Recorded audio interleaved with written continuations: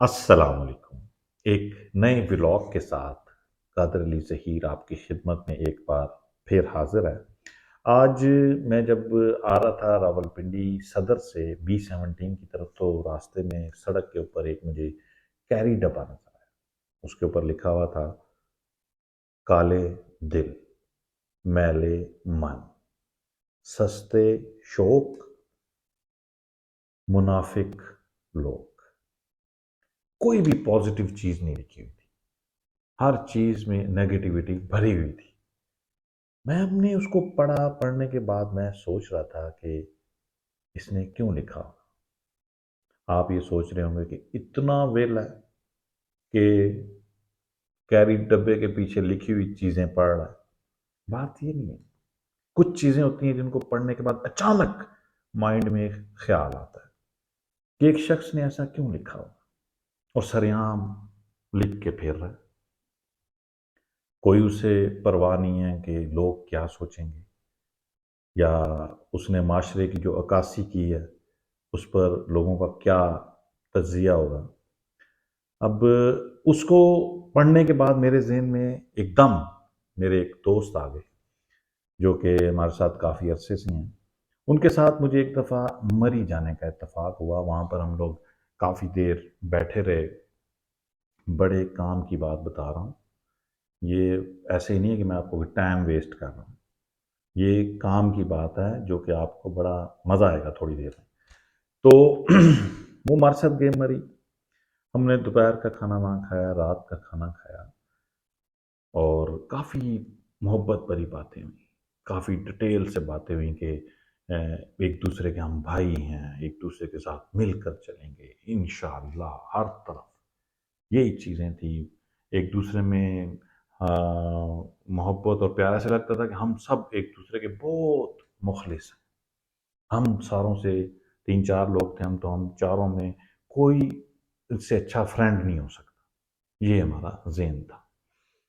तो काफ़ी टाइम गुज़रा, हम लोग इकट्ठे रहे। मतलब रात के तकरीबन 11 बजे जब हम खाना खाने के बाद कोई साढ़े 9-10 बजे खाना खाया, फिर ज़रा कुछ चाय, कहवे और गजरेले वगैरह चलते हैं। सब चीज़ें चलने के बाद जब आखिर में हम गले मिले कि जी इंशाल्लाह कल मिलेंगे, तो हमारे एक दोस्त ने एक बड़ी प्यारी बात की, जो मुझे कभी नहीं भूलती।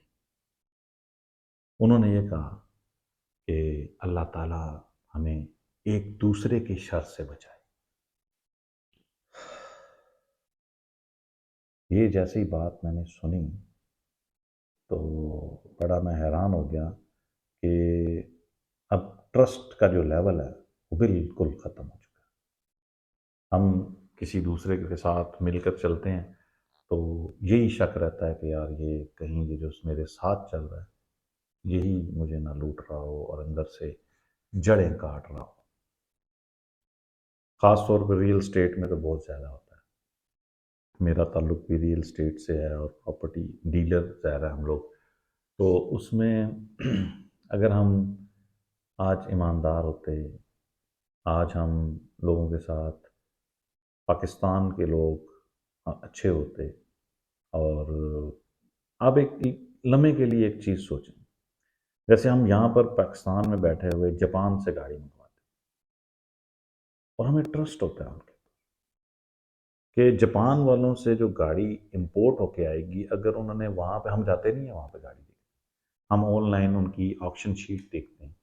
क्योंकि हम अल्हम्दुलिल्लाह कुछ टाइम मैंने पहले गाड़ियों का भी काम किया था, और ऑलमोस्ट काफ़ी सारी अल्हम्दुलिल्लाह गाड़ियाँ मंगाई, और बड़ी अच्छे तरीके से किया था। और जब से टैक्सेस बहुत ज़्यादा हो गए फिर मैंने छोड़ दिया, क्योंकि गाड़ी काफ़ी महंगी हो गई थी। तो मुझसे एंड यूज़र ने भी काफ़ी गाड़ियाँ मंगाई, और सेल करने के लिए भी लोगों ने, बिज़नेस के लिए भी मंगवाई, तो हम लोग ला कर देते थे। लेकिन मुझे उनका वे ऑफ बिज़नेस बहुत अच्छा लगा कि उन्होंने, अगर वो कहते थे कि गाड़ी के ऊपर एक लाइन है, शीशे के ऊपर एक पत्थर स्टोन का निशान है, जो कि हमें आम आँख से नज़र नहीं आता। वो मशीन में ज़रा ऑक्शन शीट मशीन से बनती है, तो वो मशीन चेक करती है, तो वो बताती है ये लाइन है, यहाँ से दब पड़ी हुई है, और ये पोजीशन है गाड़ी की। फिर उसको ऑक्शन में लगाते हैं। वो ही चीज़ें होती हैं, उससे ज़्यादा एक लाइन भी नहीं होती। जितने किलोमीटर कहा गया होता है कि इतनी चली है उतनी ही चली है।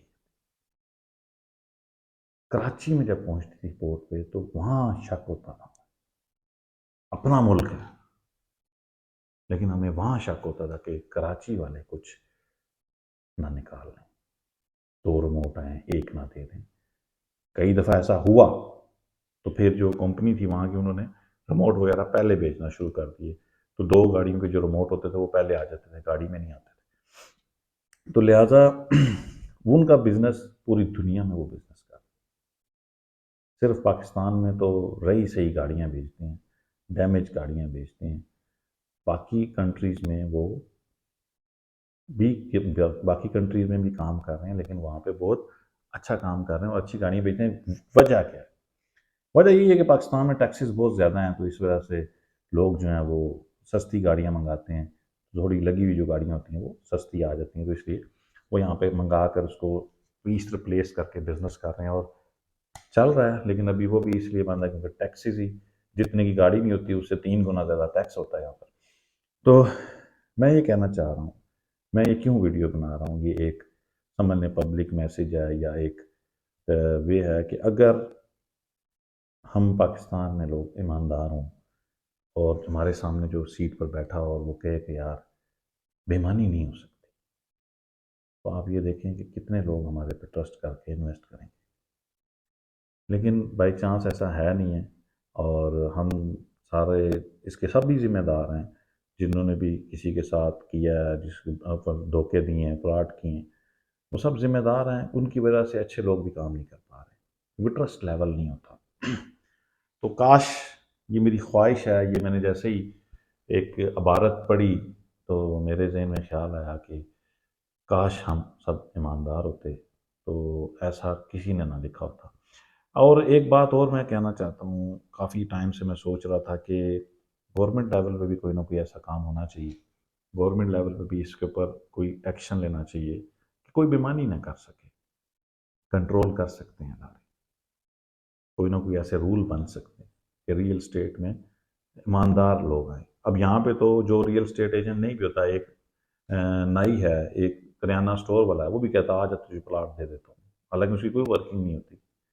लेकिन उन्हीं को, जैसे किसी कई कंट्रीज में मैंने सुना है कि रियल स्टेट का प्रॉपर एक एजुकेशन होती है, वहाँ पर आप पास करते हैं, पेपर होते हैं, इम्तहानात होते हैं, फिर आप देते हैं, फिर एक कुछ आपका ओथ होता है जिसके में आप कहते हैं कि यार मैं ईमानदारी से काम करूँगा और अच्छे तरीके से लोगों के साथ रियल स्टेट का बिजनेस करूँगा, लोगों को, अच्छे इन्वेस्टर्स को लाऊंगा, और वो पाकिस्तान की या मुल्क के लिए बेहतर कारोबार करेंगे, जिससे मुल्क को भी ग्रोथ मिलेगी और मुल्क आगे जाएगा।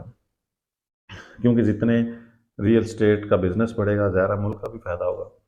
तो ऐसा कोई होना चाहिए ताकि जो शख्स रियल स्टेट का काम कर रहे हैं वो ज़िम्मेदार लोग करें, और बेशक सब करें लेकिन ईमानदारी से करेंगे तो उस एरिए में फ़ायदा होगा।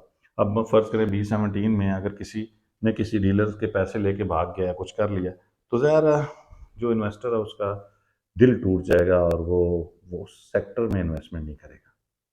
तो अल्टीमेटली एट द एंड जाकर B-17 का नुकसान होगा और फिर आखिर में पाकिस्तान का नुकसान होगा। तो एक मेरे जानने वाले थे, वो यहाँ पर कुछ इन्वेस्टमेंट करना चाहते थे, कोई एक दो प्लाजा लेना चाह रहे थे, तो हमने उनको प्लाजे भी सेंड किए, शेयर किए, तो फिर उन्होंने जब सारी कैलकुलेशन की तो कुछ उन्होंने एक कोई बिल्डिंग कनाडा में ले ली और एक कोई हांगकांग में उन्होंने इन्वेस्टमेंट कर दी, पाकिस्तान में नहीं की। क्यों? कि जिसके पास इन्वेस्टमेंट ज़्यादा होती है उसकी ख्वाहिश ये होती है कि यार बस सीधा सीधा काम हो, कोई ज़्यादा लांझे ना हो, ईमानदार लोग मिलें। बेचारा वो ढूंढता रह जाता है लेकिन नहीं मिलते। तो बस ये एक छोटा सा मैसेज था, और एक मेरे जहन में आया कि आप सबसे अपने दिल की बात शेयर करनी चाहिए, क्योंकि हमारा ये जो यूट्यूब चैनल है, ये ज़रा एक गपशप भी हम लोग लगाते हैं, रियल स्टेट की बातचीत भी करते हैं। तो आज अचानक से जब मैं आया तो मुझे, मैं उस पे वैन पे लिखा हुआ ये नहीं मिला, तो मेरा दिल किया कि आपसे अपने दिल की बातें शेयर करूँ। मिलेंगे आप सबसे हमारी नेक्स्ट वीडियो में, तब तक के लिए अल्लाह हाफिज़, कनेक्ट रहिएगा।